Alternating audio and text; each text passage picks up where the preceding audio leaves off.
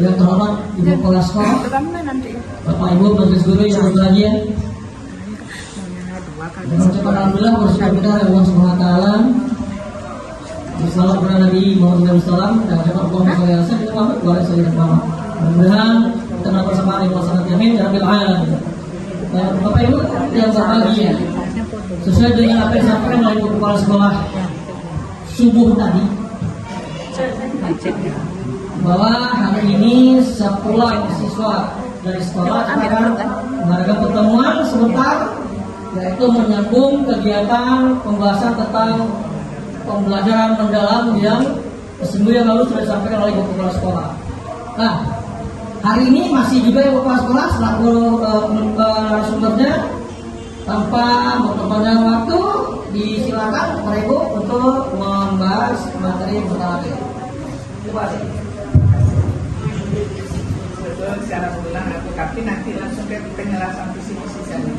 Waktu kan masih ada setengah jam. Bismillahirrahmanirrahim. Assalamualaikum warahmatullahi wabarakatuh.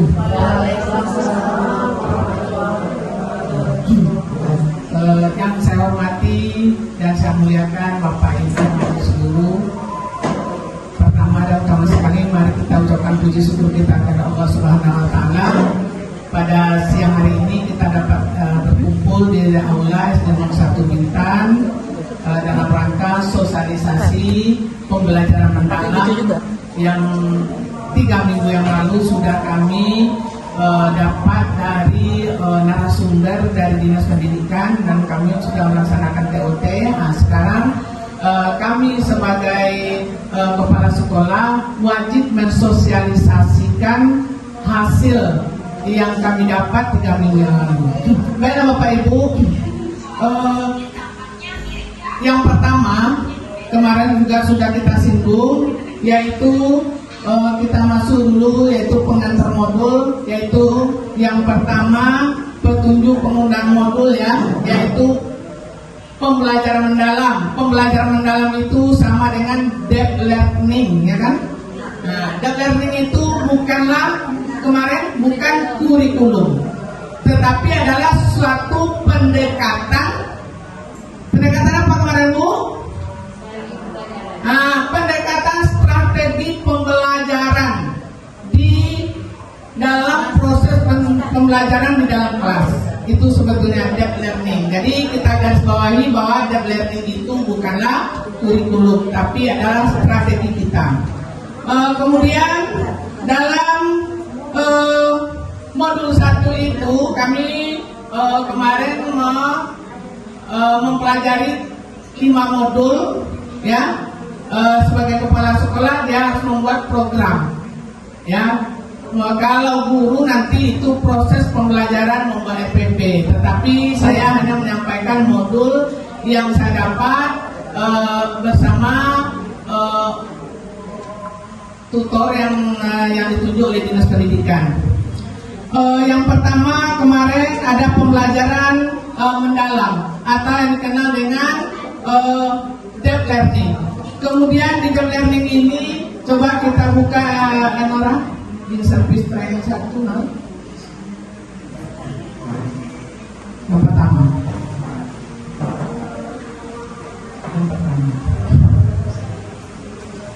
Ya. Assalamualaikum warahmatullahi wabarakatuh. Alhamdulillah, bersyukur kita kepada Allah Subhanahu wa taala yang mana pada hari ini kita bisa bersama-sama dalam acara pembahasan yang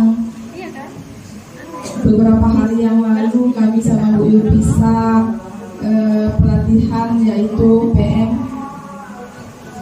pembelajaran mendalam. Selawat dan beriring salam kita hadiahkan kepada junjungan kita Nabi besar Muhammad Sallallahu Alaihi Wasallam dengan ucapan Allahumma sholli ala sayyidina Muhammad wa ala ali sayyidina Muhammad. Baiklah Bapak Ibu, di sini kami berdua sama Bu Yurpisa akan menyampaikan beberapa hal ilmu yang kami dapatkan dari pelatihan kami kemarin. ada sebagian yang tentang modul itu sudah dijelaskan sama Bu Kepala Sekolah. Kami di sini hanya menjelaskan tentang perencanaan pembelajaran. Di sini ada perencanaan pembelajaran yang namanya sekarang ada perencanaan pembelajaran. Kalau dulu K13 namanya ada FPP, kemudian ada modul ajar. Kalau sekarang namanya perencanaan pembelajaran, di mana perencanaan pembelajaran disusun berdasarkan tujuan pembelajaran yang terdapat pada alur tujuan pembelajaran. Kemarin ada beberapa minggu kemarin kita sudah membuat ATP, ya Bu. Nanti kita akan masukkan di perencanaan pembelajaran.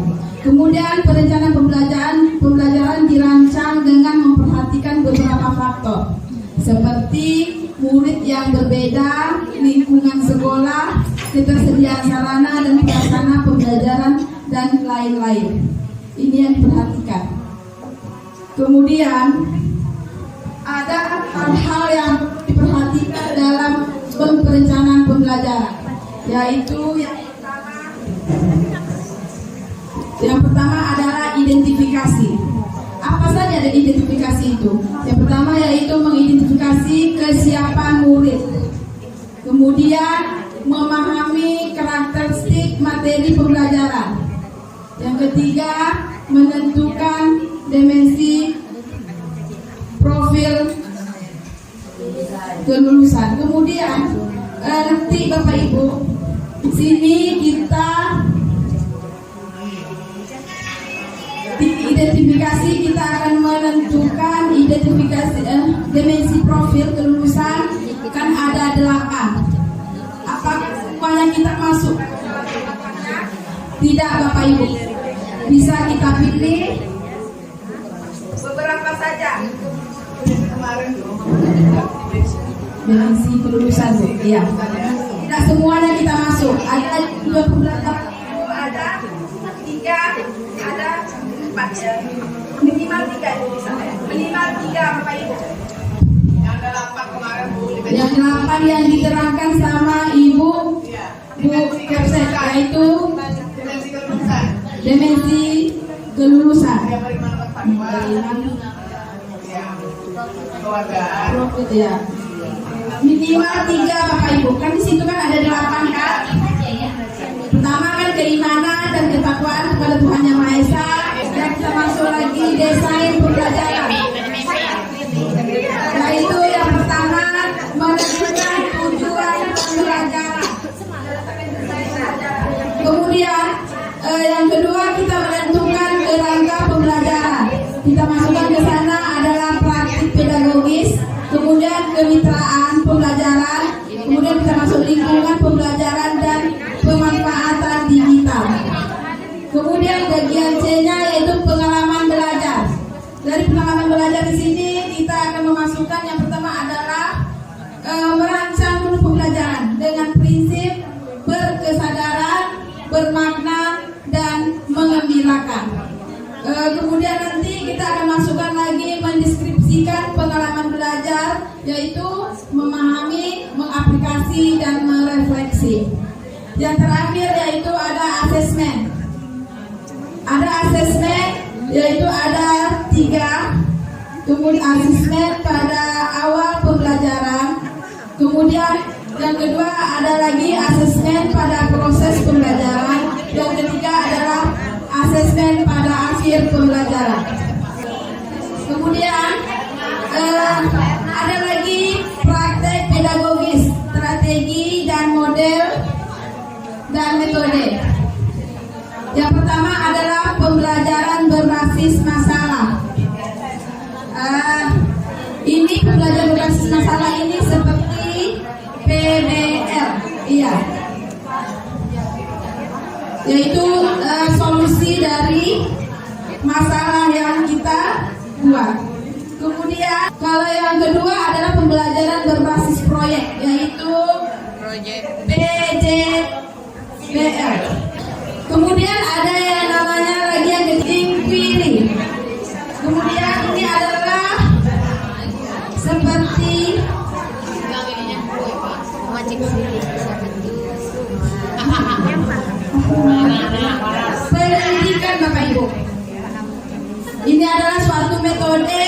Pembelajaran yang mendorong siswa untuk aktif mencari dan menyelidiki informasi serta memecahkan masalah secara sistematis, yaitu menggunakan berpikir kritis dan logis. Itu yang dimaksudkan dengan inskumi. Kemudian ada metodenya.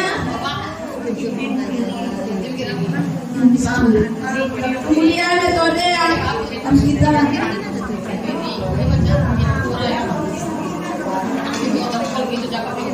ada dua model Bapak Ibu. Yang pertama adalah model diskusi dan tanya jawab.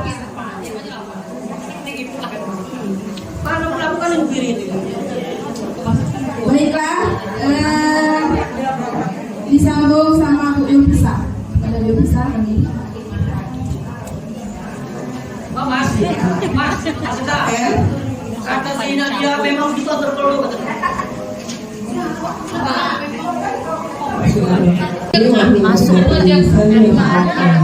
Assalamualaikum warahmatullahi wabarakatuh. Waalaikumsalam warahmatullahi wabarakatuh. 88 bebas. Udah bisa lanjut dari keterangan Bu Masito tadi. Jadi kita fokus hari ini tentang membuat perencanaan pembelajaran. Nah tadi bisa udah kirim di grup format. Jadi kita tidak lagi pakai format kemarin. Kita sudah pakai format baru. Udah tengok-tengok Ibu, Bapak. Beda sama? Beda ya, beda. Nah, jadi kita memakai format ini, format perencanaan pembelajaran ini sudah berlaku nasional dan ini ada di panduan pembelajaran dan asesmen. Kita lihat di bagian awal, untuk faktor nanti menyusul. Oke, Bapak Ibu. Nah, hadir. Oke, ini mulai dari satuan pendidikan sama seperti biasa kita buat nama sekolah. Mata pelajarannya terserah. Baca kelas sesuai dengan kelas Bapak Ibu, semester sesuai dengan semester kita sekarang. Tahun ajaran 2025-2026. Kalau kelas waktu sesuai dengan di ATP kita berapa kita mengambil nasional. Untuk dimensi kita perlu berapa tadi minimal? 3. Boleh nggak ke 8-nya? Boleh kalau rajin. Ya minimal 3. Minimal 3. Kita sesuaikan dengan tujuan pembelajaran. Untuk tujuan pembelajaran kita tulis sesuai dengan yang di CP. Di CP apa? Baru itu kan CP baru tujuan KD ya, baru umum. Baru kita lanjutkan dengan tujuan harian pada hari itu. Praktik pedagogis itu udah diterapkan sama Bu Imas tadi. Boleh? Ini desain pembelajaran tujuannya di mana? Dianjurkan itu berbasis masalah, proyek, inquiry, STEM, boleh. Nah, boleh nggak pakai discovery learning? Boleh, tapi lebih dianjurkan kita menggunakan model pembelajaran berbasis masalah, proyek, kemudian inquiry, dan STEM. Untuk lingkungan belajar, bagaimana mengisi lingkungan belajar? Di sini teman-teman buat luring kah, daring kah? Berarti boleh pembelajaran secara daring? Boleh. Tapi kalau dia luring, buat luring. Di mana? Di luar kelas apa di ruang kelas? Kita buat di situ. Kemudian termasuk modelnya, duduknya berkelompok atau sendiri, kita jabarkan di situ. Alat dan media yang digunakan, kita pakai apa? Pakai gambar, pakai infokus, kita tulis di sana. Kemudian untuk kemitraan, ini opsional. Opsional di sini berarti tidak wajib. Boleh kita bekerja sama dengan rekan sejawat dalam membuat pembelajaran? Boleh. Atau dengan rekan bidang studi lain, misalnya IPA gabung dengan matematika, bisa. Tapi kita sama ya. Misalnya agama sama matematika, lintas mapel, boleh. Atau dalam pembelajaran itu kita membahas tentang organ pernafasan. Kebetulan wali murid kita adalah tenaga kesehatan, kita datangkan dia. Itu termasuk kemitraan. Oke, atau kita belajar tentang jual beli uang. Kita datangkan kembali kita ya. Jadi bang. Dagang. Oke. Jadi bang bisa juga. Retenir. Enak, Bu. Nah, jadi kalau bisa, kalau tidak Kita mungkin selalu. Iya, nah. kalau perlu tahu kan panggil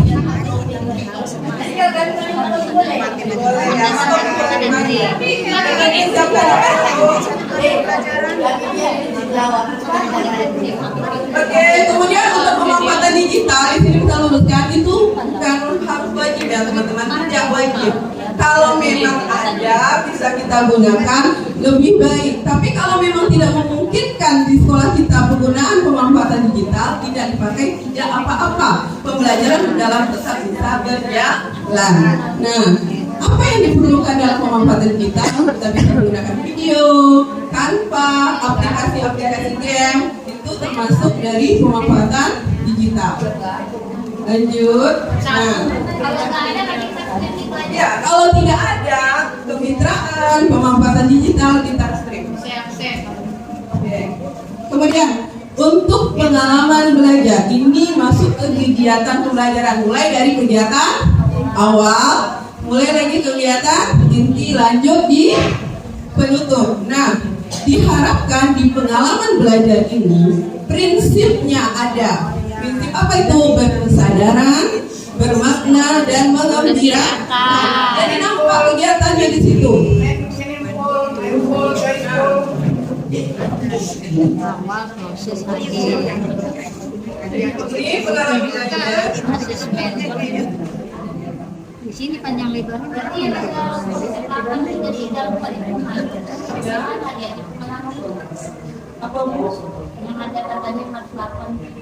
Apa itu kan dimensi, 3 prinsip. Iya Bu. Pengalaman belajar itu harus ada di kegiatan ini, pengalaman belajar. Jadi harus ada kegiatan nampak di situ anak itu menggembirakan, ada bermaknanya, ada berkesadaran, bermakna, menggembirakan. Menggembirakan itu bukan berarti harus bikin dari awal masuk sampai pulang ya Bapak Ibu ya. Intinya di situ bagaimana anak itu senang dalam belajar. Nah, disitulah dituntut kreativitas guru. Kemudian tahapannya apa? Dimulai dari proses memahami. Memahami itu seperti apa? Ketika dilihatkan, oh anak-anak memperhatikan video, oh anak-anak menyimak pembelajaran, itu termasuk memahami. Sebenarnya sudah kita lakukan ya konsepnya. Cuman lebih tertata kalau di deep learning ini memang dinampakkan, oh ini kegiatan memahami, oh ini proses mengaplikasi, oh ini proses merefleksi. Boleh nggak merefleksi dulu? Boleh, nggak apa-apa. Tapi kan agak susah. Biasanya kita mulai dari memahami terlebih dahulu. Nah, itu dia pengalaman belajarnya. Apa Bu? Nah, ini asesmen. Ini ada awal, ada proses, dan ada akhir. Jadi di awal kita lihat dulu kemampuan anak-anak kita dalam pembelajaran itu, dalam materi. Biasanya kita melakukan asesmen dia. Ya. Nah, yang kami buat itu mungkin belum sempurna, masih banyak kekurangan ya teman-teman. Cuma mungkin itu bisa dilihat. Intinya dalam membuat perencanaan pembelajaran, teman-teman buat pakai format itu. Kemudian tentukan kira-kira modelnya apa yang mau dipakai dari beberapa yang disarankan tadi. Nah, kemudian lihat dari kegiatannya itu ada nggak yang menggembirakannya, berkesadarannya, sama bermaknanya. Lihat, nggak perlu ditulis. Oh di sini bagian menggembirakan, nggak perlu ya teman-teman. Tapi kalau mau ditulis ada beberapa RPP kita tengok ditulisnya. Ini menggembirakan, ini berkesadaran. Kalau nggak ditulis nggak apa-apa. Yang penting di situ terlihat, oh ini kegiatan yang menggembirakan, oh ini momen yang membahagiakan, oh ini yang berkesadaran, nampak di situ. Yang berkesadarannya Pak ya, sadar nggak ada boleh belajar. Nah disitulah di awal kita mulai bahan, kita motivasi dia, biar dia sadar untuk belajar. Nah, yang lebih gampang Bapak Ibu mana? Bisa gunakan ChatGPT, itu sangat membantu ya. ChatGPT. Tapi jangan sampai kebablasan karena banyak kasus menggunakan ChatGPT berlebihan bisa bikin kita malas aja Bu. Bukan bodoh aja. Ada Bu itu jadi pelajar mental nih. Sampai sendiri ya. Ada beberapa itu kasus jadi hati-hati. Cuman kalau memang ingin mudah ya Bapak Ibu buat di ChatGPT apa kegiatan pembelajarannya materi apa nanti baru ditambahkan aja. Nah misalnya mau bikin sedikit ChatGPT Bu. Dari AI. ChatGPT aja buat Kak di situ. Tidak semuanya tahu apa itu akan siapa lagi Nanti kita akan membantu. Nanti kita teman-teman apa tuh proses model singkat dari belajar berdasarkan masalah ini. Kita tinggal tambahkan aja proses kegiatan memahami, merefleksi, sama mengaplikasi. Mungkin itu saja dari kita. Bisa mau nanya. Kamu nanya apa deh? Berarti di RPP-nya nanti dimasukkan diferensiasi tidak? Boleh. Boleh. Boleh berdiferensiasi. Makanya tadi dia bilang kita harus mengetahui dulu kondisi anak kita bagaimana. Kalau memungkinkan dia dibuat diferensiasi sangat dianjurkan. Boleh. Karena kan memang masih belum merdeka deh. Oke. Ada lagi yang mau bertanya? Nyari-nyari selain ChatGPT. Enggak. Berarti saya